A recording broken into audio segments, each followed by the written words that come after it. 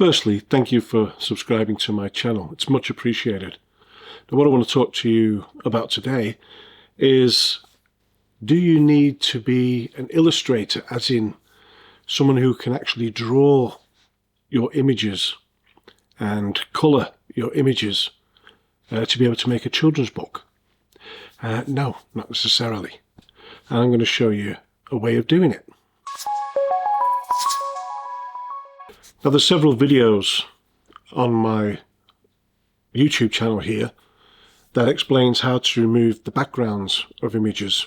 So I'll put a couple of links in. I'll put a link at the back of the video, at the end of the video, so you can just go straight to there, but have a little look through on how to remove backgrounds through different apps like Canva and Paint Shop Pro and Windows 10, and even online. There's lots of ways of doing that, and I'm just going to use Paint Shop Pro now, so you don't have to use that. Like I say, Canva can do it quite easily, and lots of other apps too, Windows 10.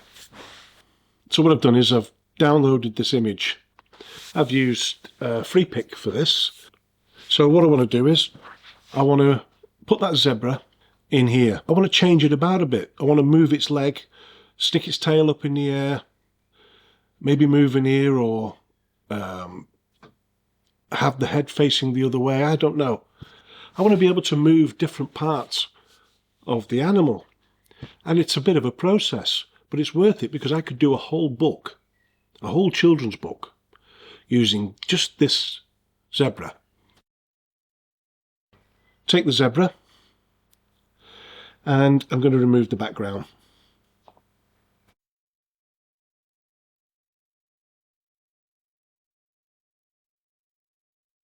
I'll save that as one in a file which I've created, chopping up animals. As vicious as it sounds, but it's only for this tutorial.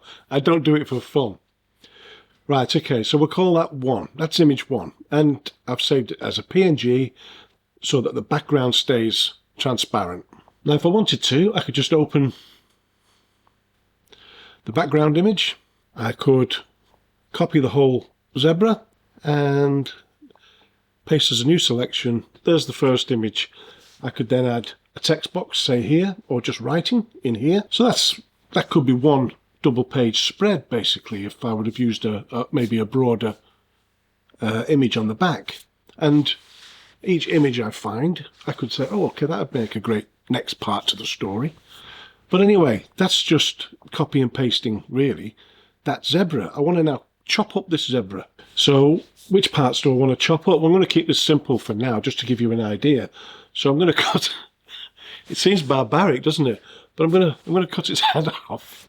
So first thing I want to do is use the eraser tool. I want to get in as close as I can to here, remove all this, but leave the mane. And then I'll zoom right in. I'll make my brush smaller, my eraser brush, and I'll take some more out. So you can see what I mean about it taking a bit of time. But if you can save yourself a fortune through just getting rid of all the little bits, you can see right in. You need to get all these little bits so they don't show up. So just make sure there's nothing about. But you could be throwing children's books out left, right and centre once you've got the hang of doing this. You get right into things like this, and I just remove. Right, okay, I think we've managed to do a pretty good job of that. Then I'll save that, save as, head, and then I'll go back, all the way back. I could easily just close that file. In fact, I'll do that. I don't want to make changes, so open it again. Now what you have to remember here is I'm not going for the original image, which was that. I'm going for this one, the PNG that we removed the background on. I want to now remove the head and keep the body. So I'll go with a razor, lots of it away, including the mane. I'm going to zoom right in, take off what I can. Like I say, I'm going over this quite quickly for you, but I would usually take a lot more time. I don't have to be as neat on the neck here, because there's going to be a head covering it. Right, okay, so I'll save that headless zebra as 2. or maybe body. Let's have that. There's again a PNG. And what else can I do? Well, I can take this tail off. I can do that without putting the head back on. So I can keep chopping away and making it into lots and lots of parts. But let me just take this tail off. I'm looking for a line like that there, and I can work it to. Okay, I'll save that. Let me just, like I say, you don't have to do this because there's nothing in the background. But I just like to neaten up my file, that's all. So I'll save this one as body, no tail. And I'll keep doing that until I've got however many parts to this zebra that I need. And if I'm doing the book and a bit later on I'm into the book, I'll make some alterations and I might have to make some more. But it doesn't matter.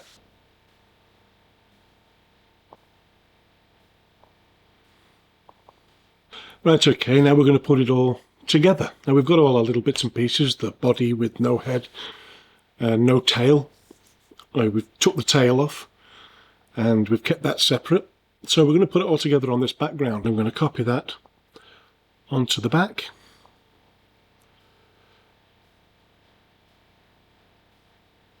And we want the head. And we'll put that right on there. And I'm going to tilt it about a bit.